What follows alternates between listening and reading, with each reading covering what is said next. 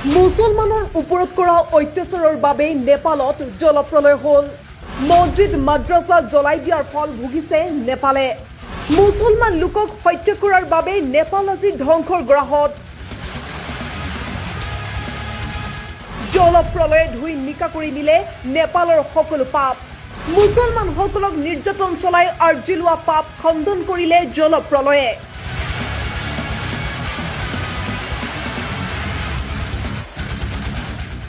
অত্যাচাৰৰ সীমা অতিক্ৰম কৰিলে আল্লাহে এই দুনিয়াতেই শাস্তিৰ নমুনা দেখাই দিয়ে। কেইদিনমান পূৰ্বে নেপালত সংখ্যালঘু মুছলমানসকলৰ ঘৰ বাৰী, দোকান পোহাৰ, মছজিদ মাদ্ৰাছা সকলো জ্বলাই একাংশ দুষ্কৃতিকাৰীয়ে পৈশাচিক উল্লাসত নাচি থকা ভিডিঅ' আমি দেখিছিলোঁ। বয়সস্থ ব্যক্তি আৰু মহিলাসহ 6গৰাকী মুছলমান লোকক সন্ত্ৰাসবাদীসকলে এই কাৰণেই হত্যা কৰিছিল যে নেপালত মুছলমান লোকৰ সংখ্যা কম আৰু শক্তি অতি কম। নিজৰ সপোনৰ ঘৰখন চকুৰ আগত জ্বলি থকা দেখি দুগৰাকী মহিলাই মুকলি পথাৰত আঁঠু কাঢ়ি আকাশৰ ফালে হাত তুলি উচ্চ স্বৰে ক্ৰন্দন কৰি পৰম কৰোণাময় আল্লাহৰ ওচৰত বিচাৰ প্ৰাৰ্থী হোৱা দৃশ্যও আমাৰ চকুত পৰিছিল।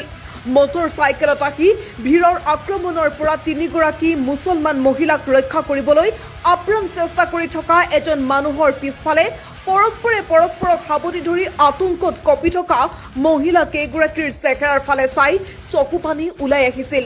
মনে মনে ভাবিছিলোঁ, সংখ্যা বল আৰু শক্তিৰ অপপ্ৰয়োগ কৰি দুৰ্বল আৰু সংখ্যালঘু লোকক অত্যাচাৰ কৰা ঠিক নহয়। সৃষ্টিকৰ্তাই কেতিয়াবা ঢিলা দিয়ে, কিন্তু এৰি নিদিয়ে।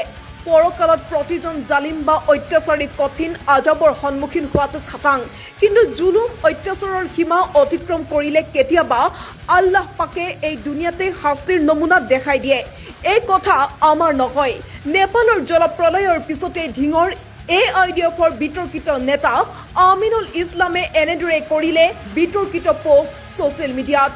প্ৰাকৃতিক দুৰ্যোগে মহাপ্ৰলয়ৰ ৰূপ ধাৰণ কৰা চুবুৰীয়া দেশ নেপালৰ ভয়াৱহ দুৰ্দশাক লৈ ঢিং সমষ্টিৰ AIDFৰ বিতৰ্কিত বিধায়ক আমিনুল ইছলামে কৰা এক ছ'চিয়েল মিডিয়া পোষ্টক লৈ ৰাজ্যজুৰি সৃষ্টি হৈছে তীব্ৰ বিতৰ্ক আৰু ক্ষোভৰ। মানৱীয় সমবেদনা দেখুওৱাৰ পৰিৱৰ্তে দুৰ্যোগৰ আঁৰত ধৰ্মীয় মেৰুকৰণ আৰু সাম্প্ৰদায়িক মন্তব্য কৰি নেতাগৰাকী এতিয়া তীব্ৰ সমালোচনাৰ সন্মুখীন হৈছে। এনে এক ভয়ংকৰ প্ৰাকৃতিক দুৰ্যোগ য'ত শ শ লোকৰ প্ৰাণহানি ঘটিছে, হাজাৰ হাজাৰ লোক গৃহহীন হৈ পৰিছে। এনে এক বিপৰ্যয়ক ঈশ্বৰৰ শাস্তি বুলি আখ্যা দি সামাজিক মাধ্যমত ধৰ্মীয় বিভাজনৰ বীজ সিঁচিবলৈ চেষ্টা কৰা অভিযোগ উঠিছে বিধায়কগৰাকীৰ বিৰুদ্ধে। নেপালৰ জনসাধাৰণৰ প্ৰতি সমবেদনা জনোৱাৰ বিপৰীতে এনে দায়িত্ব জ্ঞানহীন আৰু সম্প্ৰদায় ভিত্তিক উচতনিমূলক মন্তব্য কৰাক লৈ AIDFৰ এই নেতাগৰাকীৰ বিৰুদ্ধে সমাজৰ বিভিন্ন মহলত আৰম্ভ হৈছে কঠোৰ সমালোচনা।